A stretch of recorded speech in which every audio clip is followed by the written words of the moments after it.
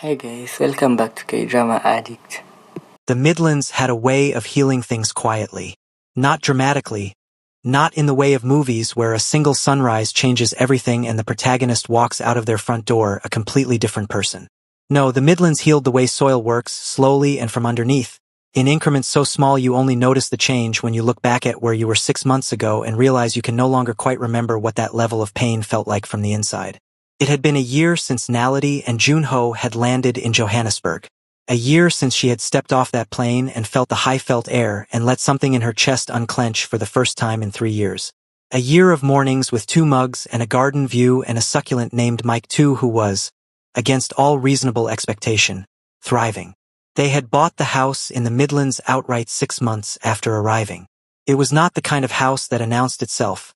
No grand gates, no imported marble, no architecture designed to communicate wealth to passers-by the way the Choi family home in Gangnam had been. It was a long, low farmhouse with thick walls and wooden ceilings and a wraparound stoop that caught the afternoon light in a way that made everything look golden from 3 o'clock onward. The garden was large and slightly wild because Naledi had decided she was done with manicured things. She wanted something that grew, according to its own logic.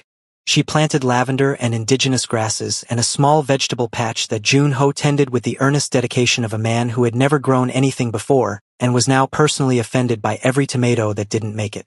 "The problem," he said one morning, crouching over his tomato plants with an expression of deep professional concern, "is that these ones in the corner are not getting enough afternoon sun." Naledi looked up from her coffee. "Junho, you run a multinational investment portfolio. And these tomatoes need afternoon sun." She laughed.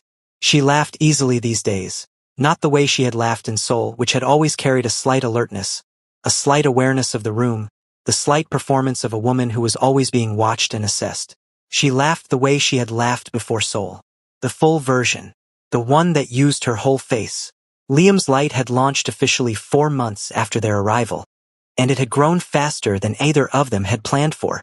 The literacy program now ran in 11 schools across KwaZulu-Natal, providing books, trained reading facilitators, and an after-school program that had, in its first year, raised the average reading level of participating students by nearly 2 full grades. The Department of Basic Education had taken notice. A meeting had been requested. A potential partnership was on the table that could expand the foundation's reach to 3 additional provinces. Naledi ran the foundation, not as a patron, not as a figurehead wife who lent her name and her photograph to a cause while someone else did the actual work. She ran it strategy, operations, partnerships, curriculum design, donor relationships. She was in schools twice a week and in meetings the other days and on her laptop at the kitchen table most evenings. And she had not been this fully herself, professionally, since before she had moved to Seoul and quieted herself to fit into a life that was always slightly too small for who she was. Junho had restructured his business interests significantly. He maintained his investment portfolio. He was still, technically, a billionaire, though he wore it differently now, more carefully, without the apparatus of display that had surrounded his life in Seoul. He had established a South African office, hired a small local team, and was actively investing in manufacturing and infrastructure projects on the continent. He had, in the past year, learned conversational Zulu with the same methodical determination he applied to everything, and the first time he greeted Naledi's mother in her own language, she had pressed both hands to her cheeks and laughed until she cried. His mother-in-law, his real mother-in-law, the one who had flown from Durban at 2 in the morning when her daughter needed her, the one who had sent money she could not entirely afford and told her daughter that bangles given with love could be spent with love, had visited 3 times in the past year and showed no signs of reducing the frequency. She had claimed the second bedroom as hers in all but official documentation. She had strong opinions about Junho's tomato management and had taken it upon herself to intervene directly, which meant that the tomatoes were now doing significantly better. "Your mother pruned my plants," Junho told Naledi one evening, gesturing toward the garden with his wine glass. "She pruned you too," Naledi said. "You're doing much better as well." He considered this and then nodded seriously. This is fair. They talked about Liam every Sunday. It was a practice they had established deliberately, a weekly ritual of remembrance that sat alongside their grief, rather than trying to dissolve it. They would sit on the deck with their morning tea and take turns. One memory each, sometimes funny, sometimes unbearably tender, always true. The comic books, the thunder, Mike the succulent, the way he had to teach his father a township handshake he had learned from a video and had practiced the whole thing wrong and been completely unbothered when informed of this. The way he said mama when he was tired, dropping the second syllable slightly, a baby word he had never quite grown out of, and that Naledi was grateful for every single time she remembered it. The grief did not go away. She did not expect it to, but it had changed shape, from something that ambushed her constantly to something she had learned to carry, something with weight but also with warmth, a reminder that she had loved enormously and been loved enormously, and that her son had lived, however briefly, entirely surrounded by that love. It was on a warm Thursday evening, almost exactly a year after they had arrived, that Junho came home from his office in Johannesburg with a particular expression on his face. Not worried exactly. Thoughtful in a way that had a slight edge to it. What? Naledi said, looking up from her laptop. He set his keys down, poured himself a glass of water, and stood at the kitchen counter. I had a call today, he said. From my sister's husband. Naledi set her laptop aside. He wanted to discuss a business opportunity. Junho said the last two words with a careful neutrality that communicated a great deal. He said he was calling on behalf of the family. What family? Junho looked at her. My family. Seoul. The kitchen was quiet for a moment. Outside, the evening birds were doing their last rounds over the garden, and the light had gone that deep amber that preceded the Midlands dusk. What did you say? Naledi asked. I said I would think about it, Junho said. Which I have now done. He put his water glass down. And my answer is no. Naledi nodded slowly. Is everything okay over there? Did he say? He mentioned some cash flow challenges. The careful neutrality again. He was not specific. She looked at her husband, at the set of his jaw and the steadiness of his eyes and the particular quality of stillness that settled over him when he had made a decision from his core rather than from his circumstances. And she understood that this was not the last call they would receive from Seoul. That whatever was happening over there was the beginning of something, not the end. That the life they had built here, this quiet golden farmhouse life with tomatoes and Mike 2 and Sunday memories and a foundation that was changing children's futures, was about to be tested in a new way. She reached across the kitchen counter and put her hand over his. Okay, she said. Okay, he agreed. Outside, the last of the amber light faded over the Midlands hills, and the evening settled in warm and unhurried, and neither of them knew yet the full extent of what was unraveling on the other side of the world. But they were, for the first time in a long time, facing the same direction. Together, on solid ground. The Choi family home in Gangnam had always been a statement. Madame Choi had understood instinctively, from the very beginning of her ascent into wealth, that money was only half the language of the rich. The other half was visibility. You had to be seen to be wealthy in the right ways, at the right events, wearing the right things, surrounded by the right people, or the money itself meant nothing because no one knew to envy you for it. She had built her life around this principle with the same discipline other women applied to careers or families, and she had been, by every external measure, extraordinarily successful at it. Her wardrobe alone was a financial ecosystem. She had pieces from every major European house, Chanel, Dior, Givenchy, Valentino, Balenciaga. She had a Hermès collection that took up an entire room of the house. Bags arranged in their dust bags on custom-built shelves, organized by color and season and occasion. She had jewelry for morning and jewelry for evening and jewelry for the specific category of afternoon event that required something between the two. She had shoes in quantities that required an inventory spreadsheet maintained by her personal assistant, a young woman named Yuna who had learned early in her employment that Madame Choi's footwear was to be treated with the seriousness of a museum collection.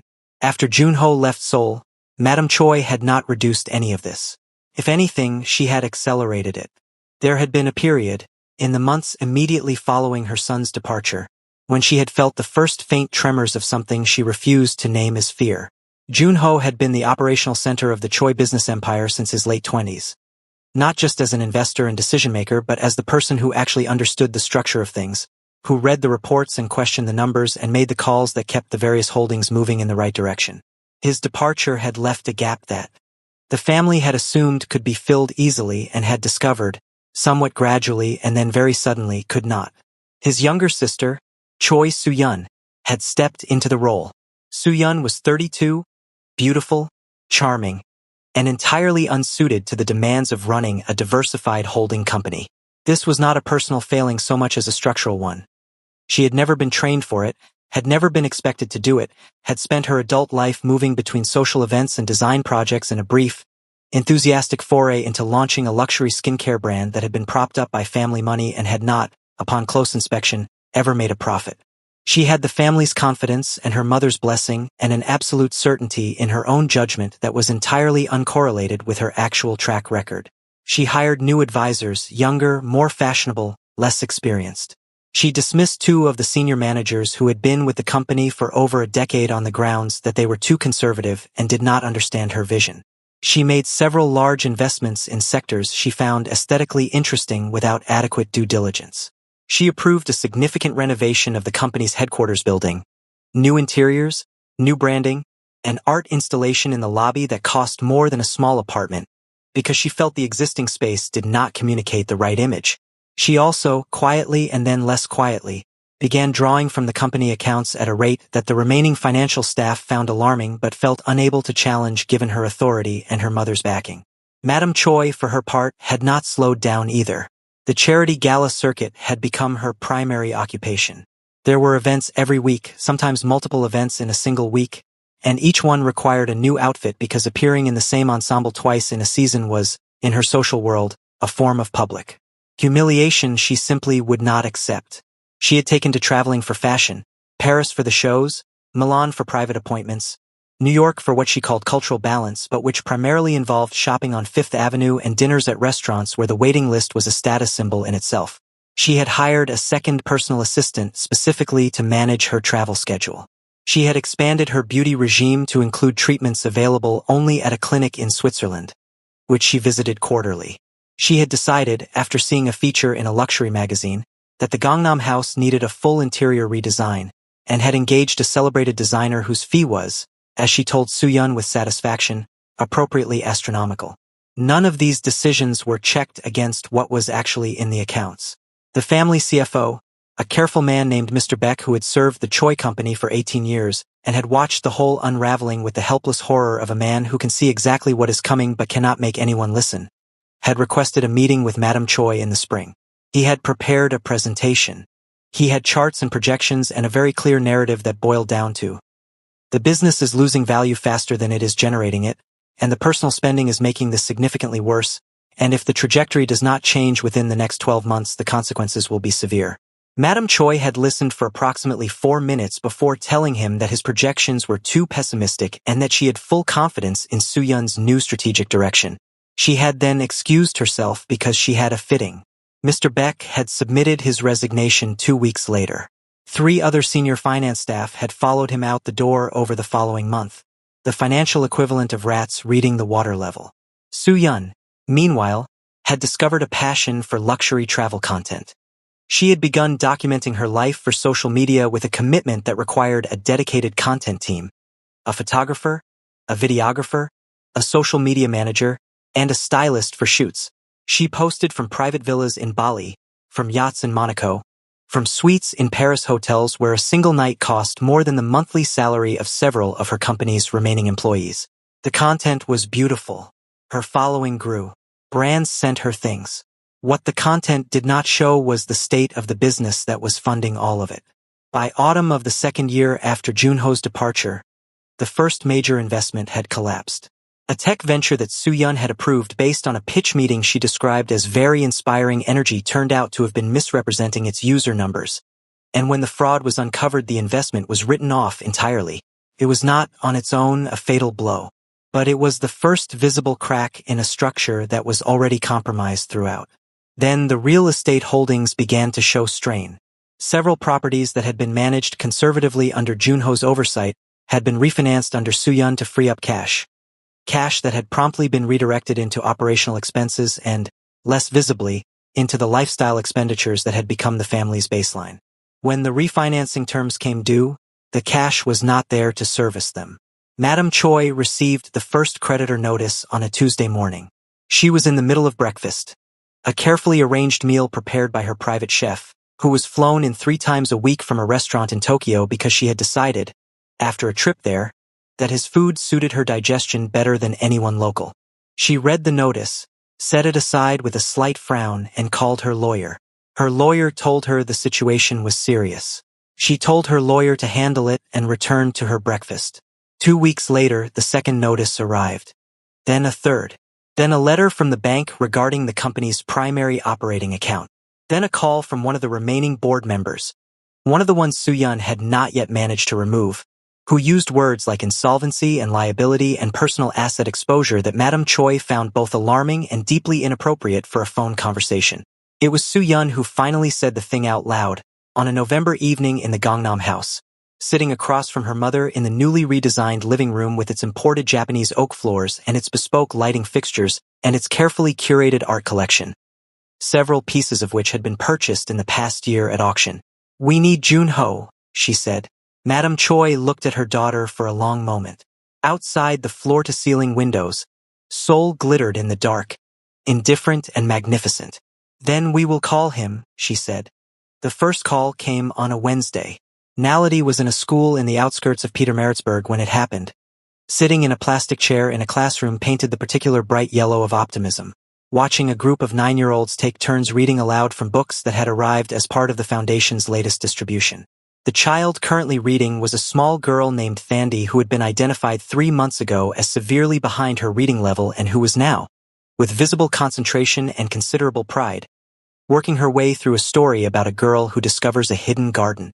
Thandi read slowly and carefully and occasionally looked up to check that the adults in the room were paying attention, which they were. Naledi's phone buzzed in her bag. She silenced it without looking.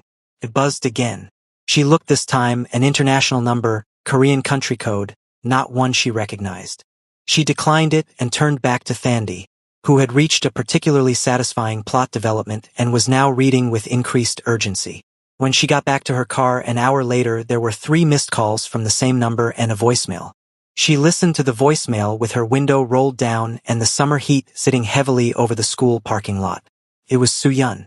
The voice was carefully constructed, not apologetic exactly, but calibrated in the direction of warmth, reaching for a register of sisterly familiarity that their relationship had never actually possessed. She said she was calling because she had been trying to reach Junho and he was not answering. She said she hoped Naledi was well. She said she would love to speak when Naledi had a moment. She said things were a little complicated at home and she was sure they could work something out as a family. Naledi sat in the hot car and listened to the message twice. Then she forwarded it to Junho with a single line. "Your sister called me." His response came, "Within minutes. I know. She called the office too.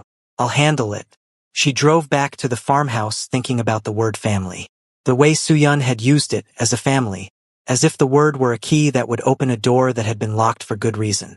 As if family were a claim that superseded everything that had happened, everything that had not been done, every phone call that had gone unanswered in a hospital corridor while a small boy fought for his life. Junho was on a call when she arrived home, sitting at his desk in the study with the door slightly ajar, speaking in Korean in the measured tone he used when he was dealing with something that required patience he was not entirely feeling. She made tea and sat on the stoop and watched the garden and waited. He came out 20 minutes later and sat beside her. "That was my mother's lawyer," he said. "Not your mother herself." "No." He accepted the tea she poured for him. "Apparently she is not yet at the stage of calling personally." She sent the lawyer to explain the situation and request a. He used the phrase family consultation. "What did you say?" "I said I would need to see the full financial picture before any conversation could take place." He paused. "He sent it over while we were talking. I've been through the headlines." Naledi looked at him. "How bad?" He was quiet for a moment. "The company has lost approximately 60% of its operating value in 2 years. 3 major investment failures. Significant debt against the property portfolio. The personal expenditures." He stopped, chose his words. "My mother spent more on her wardrobe in the past 18 months than we spent building this house." Soo-yeon has been running content trips to Maldives and Tuscany and Santorini with a production team of 7 people, all charged to the company accounts. The interior redesign of the house cost. He named a figure that made Naledi briefly close her eyes. That is separate from the Swiss clinic bills and the Tokyo chef. The garden was quiet in the afternoon heat. A bird was doing something repetitive and insistent in the thorn tree near the back fence. What do they want from you? Naledi asked. Capital injection. My name back on the business. My signature on the restructuring documents. Essentially, they want me to come back and clean up what they made. He drank his tea. The lawyer was careful not to use the word rescue, but that is what it was. And the house? The Gangnam house. It's been mortgaged. Twice. If the debt isn't serviced in the next quarter, the bank begins recovery proceedings. He paused. The Hermes room will not save them. Something complicated moved across Naledi's face. She was quiet for a moment, watching the garden, thinking about a hospital corridor and a phone that rang 6 times before being answered. Thinking about a party and a birthday and the words "you are a capable woman, handle it." Thinking about gold bangles from her mother's wrists, sold on a Tuesday morning to keep a man's son alive. A man whose family had decided she was not suitable to be in the room. What are you thinking? Junho asked. I'm thinking about Liam, she said simply. He nodded. He was thinking about Liam too. He always was. I am not going to rescue them, he said. I want you to know that is my decision before I ask what you think. I am not going to give them access to capital or put my name back on anything. That is not something I am willing to do. I wasn't going to ask you to. I know. He put the mug down. But I wanted to say it clearly. So you knew I was not going to be swayed by... He searched for the right word. By obligation. By the idea that blood means I owe them something regardless of what they did. Naledi turned to look at him. At this man who had chosen her across every barrier, who had woken up from a coma and the first coherent thing he had done was apologize and the second was restructure their finances, who had learned Zulu and grown tomatoes and sat on this deck every Sunday and remembered their son out loud because grief deserved a voice. Okay, she said. Suyun will call again, he said. Let her. My mother will call eventually, when she has run out of intermediaries. Let her call, Naledi said. Her voice was not hard. It was something quieter and more final than hardness. It was the voice of a woman who had finished performing reactions for people who had never deserved them. We will be polite. We will be decent. And we will not give them what they want. Junho looked at her for a long moment. Then he reached over and took her hand. The calls came in waves after that. Suyun called Naledi's number twice more before apparently accepting that this route was not productive. A cousin called Junho, a Manha had not spoken to in years, suddenly warm and familiar, using childhood nicknames. The lawyer called twice more with increasingly detailed presentations of the financial crisis, as if more information would change the answer. An old business associate of the family called under the pretense of reconnecting and spent 40 minutes working around to the subject before Junho said, pleasantly and clearly, that he was not in a position to assist and wished him a good day. Then, on a Tuesday evening 6 weeks after the first call, while Naledi was making dinner and Junho was in the garden arguing gently with a pepper plant, his phone rang. He looked at the screen. He stood very still for a moment. Then he came inside and held it up for Naledi to see. Iemianim, the Korean word for mother, still saved under that name after everything. She met his eyes. She nodded once. He answered. The call with Madame Choi lasted 23 minutes. Naledi did not listen from the other room. She respected the privacy of it, had always understood that whatever reckoning was necessary between Junho and his mother was his to have, not hers to witness or supervise or extract satisfaction from. She finished making dinner. She set the table. She heard his voice from the lounge, low and even, the occasional pause that meant he was listening, the occasional Korean phrase delivered with a finality that communicated clearly even without translation. When he came to the kitchen doorway, his face was composed, not entirely unmarked by the conversation. There was something around his eyes that spoke of the particular tiredness that comes from long postponed truths finally being said, but composed. Decided. She asked me to come back, he said. Not just to help with the business. To come back. To bring you. He paused. She said. He stopped. Started again. She said she had made mistakes in how she treated you. That she recognized this now. Naledi looked up from the pot on the stove. Did she apologize? A long pause. She said she recognized she had made mistakes. That's not an apology. No, he agreed. It is not. Naledi stirred the pot. The kitchen smelled of garlic and tomatoes. His tomatoes from the garden. The ones that had finally started producing after her mother's intervention. The ones he was irrationally proud of. What did you tell her? I told her I wished her well, Junho said. I told her that I hoped she and Suyun would find a way through this. I told her there were good advisors available to them if they chose to engage them honestly. And I told her that I would not be returning to Seoul, and that I would not be providing financial support, and that this was a final decision. How did she receive that? She was quiet for a long time. He came to stand beside her at the stove. Then she said that she had only ever wanted the best for me. I told her that I believed she believed that. And I told her that what she had called wanting the best had cost us our son. The kitchen was very still. She didn't respond to that? Naledi asked softly. She cried, he said, simply, without satisfaction, without cruelty. Just the fact of it. Naledi put the spoon down and turned to him and put her arms around him and felt him breathe. Felt the full weight of 23 minutes of necessary truth settle into his shoulders and then, slowly, begin to release. You did the right thing, she said. I know, he said into her hair. It still hurts. It's supposed to, she said. It would only not hurt if you didn't love him. And you did. You do. He held her for a moment longer. Then he stepped back and looked at her with the particular expression she had come to understand over 7 years.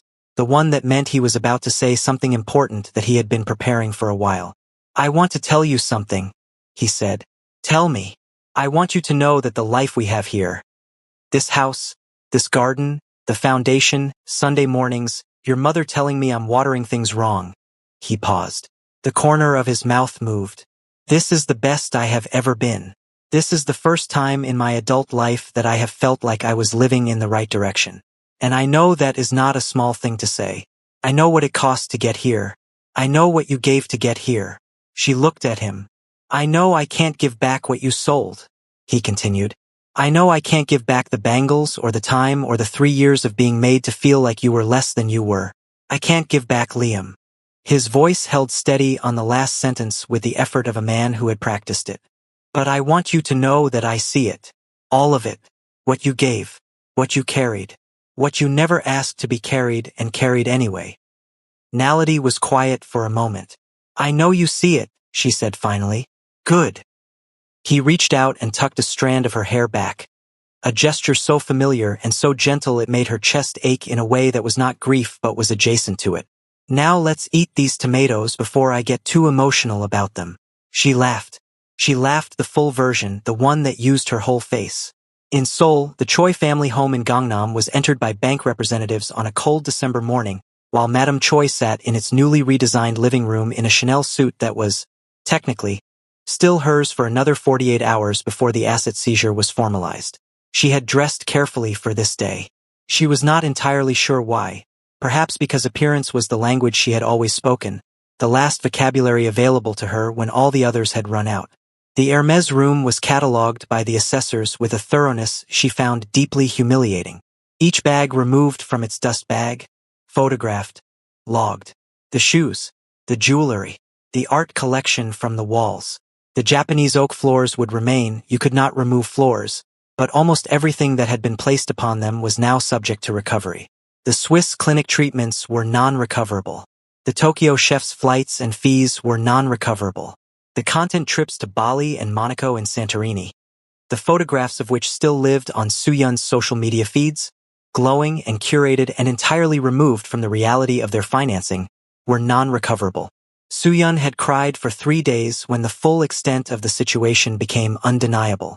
She had then, with characteristic energy, pivoted to viewing the whole thing as content. There was, she had read, a considerable audience for luxury to simplicity transition stories, before her management team pointed out that her contractual obligations to several brands were now complicated by the legal proceedings, and she had cried again. The house was sold at auction in February. It was purchased by a young tech entrepreneur who planned to demolish and rebuild. Madame Choi moved into a significantly smaller apartment in a less prestigious area of the city with Suyun, who was in the process of understanding, for the first time in her adult life, what it meant to pay for things yourself. The adjustment was not smooth. The adjustment was, if one was being honest, quite painful. The designer clothes were sold through consignment. Not by choice but by necessity, piece by piece, the Chanels and the Diors and the Valentinos cycling through the second-hand luxury market that Madame Choi had always considered beneath her. There was a particular irony to this that she was aware of and did not discuss. The Hermès collection fetched good money at auction. Not enough but good. She did not call Junho again. She had her pride, and it was, at this point, the last significant asset she possessed that had not been assessed and logged and recovered. In the KwaZulu-Natal Midlands, spring arrived the way it always did, suddenly, generously, as if the hills had been waiting all along. The lavender along the farmhouse path came up first, then the indigenous grasses, then the vegetable patch in a riot of unexpected productivity that vindicated, Junho pointed out, every single decision he had made about the soil preparation. Naledi's mother was visiting for 2 weeks and had taken over the kitchen with the calm authority of a woman who considers your kitchen to be temporarily hers whenever she is present, which Junho had accepted with what Naledi considered admirable grace. Liam's Light had been featured in a national education publication. The Department of Basic Education Partnership had been formalized. They were expanding to Limpopo in the autumn, and a foundation from the Netherlands had made contact about a potential collaboration. Naledi had a meeting in Pretoria on Thursday and had already prepared for it with the focused excitement of someone who is doing the thing they were built to do. On Sunday morning they sat on the deck with their tea, as they always did. "Your turn or mine?" Junho asked. "Mine," Naledi said. She wrapped both hands around her mug, thought for a moment, smiled. "Do you remember when he tried to make breakfast for us for your birthday? He must have been 8. He made toast and completely burnt it and then spent 20 minutes trying to scrape the black parts off before we came downstairs. And by the time he called us down, the toast was basically just a thin wafer of bread and he presented it like it was a 5-star meal." Junho's face went through several things, landed on a smile that was warm and broken and real all at once. "He put a paper doily under it," he said. "He put a paper doily under it," she confirmed. "Where he even found a paper doily I never knew. He was very proud of that doily. He was extremely proud of that doily." They sat together in the morning light, two people who had lost enormous things and built real ones, who had been tested in ways that leave permanent marks and had come out the other side not unmarked but unbroken. The garden stretched out before them, lavender and wild grass and tomatoes and Mike too in his terracotta pot, thriving beyond all reasonable expectation. The hills rolled out beyond the garden fence, green and quiet and entirely indifferent to anything that had happened in a Gangnam living room or a Seoul hospital or a cold December apartment where a woman sat in a Chanel suit watching assessors catalog what remained of a life built on the wrong foundations. Here, the foundations were different. Here, the foundations were love freely given, work that mattered, a son remembered out loud every Sunday, a man who had learned Zulu and grown tomatoes and apologized for the right things, and a woman who had come home to herself so completely that she sometimes marveled at how long she had survived being away. The tea cooled. The morning birds started up. Somewhere in the kitchen, her mother was beginning breakfast with the efficiency of someone who had decided long ago that love was a verb and cooking was one of its primary conjugations. Between two worlds, they had found the only one that mattered. It was here. It had always been here. It had simply been waiting for them to arrive. Hi guys, in this story we learned that a woman of color walked into a family that decided before she opened her mouth that she was not enough. She loved them anyway. She sacrificed everything for them anyway. She buried her son and stood up anyway. She built something beautiful anyway. And in the end, she did not need their acceptance to know her own worth. She never did. The tragedy was never that they didn't see her. The tragedy was that they missed out on someone extraordinary because they were too blind to look. Kindly like and subscribe.